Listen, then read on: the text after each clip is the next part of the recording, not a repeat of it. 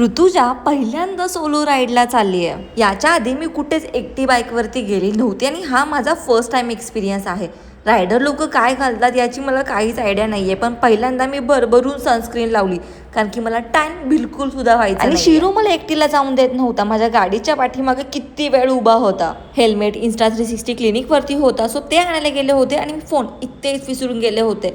कशी वेंधळी आहे मी. सोलो राईडला मी पहिल्यांदा चालले, त्यामुळे मी जवळच जाणार होते. साताऱ्यापासून 12 किलोमीटरच्या अंतरावर हा टुरिस्ट स्पॉट आता नवीनच चालू झालाय, त्यामुळे इकडे जायचा रोड मला माहिती नव्हता. फोन मध्ये लोकेशन बघत बघत मी चालले होते आणि मला एकटीला ना सोलो राईड करायला जाम मजा येत होती. आणि मुलींनो, ऍक्टिव्हा चालवण्यापेक्षा ना तुम्ही एकदा बाईक आणि कार शिकून बघा. या आजी सुद्धा शॉक झाल्या होत्या की एखादी मुलगी बाईक चालवतीये.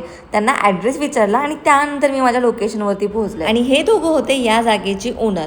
या जागेला बोलतात 9 कमानीची विहीर. इकडे एंटर केल्यानंतरच मला इतकं जास्त पॉझिटिव्ह आणि शांत वाटत होतं ना. आणि ही संकल्पना ना खरंच खूप भारी केली यांनी. इथे असलेल्या प्रत्येक गोष्टीची ऍडिशन केली तर तुम्हाला 9 अंक येईल. इथे येऊन तुम्ही फोटोज काढू शकता. मेन म्हणजे तुम्हाला भरपूर शांती भेटेल आणि इथे तुम्ही इव्हेंट सुद्धा ऑर्गनाईज करू शकता. आणि आज तर माझा सहज प्लॅन ठरला होता कुठेतरी सोलो राईडला जाऊया.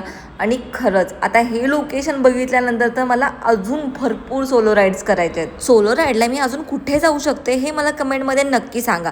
आणि बाकी तुम्हाला ह्या लोकेशनचा जर ॲड्रेस पाहिजे असेल तर कमेंटमध्ये मेसेज करा.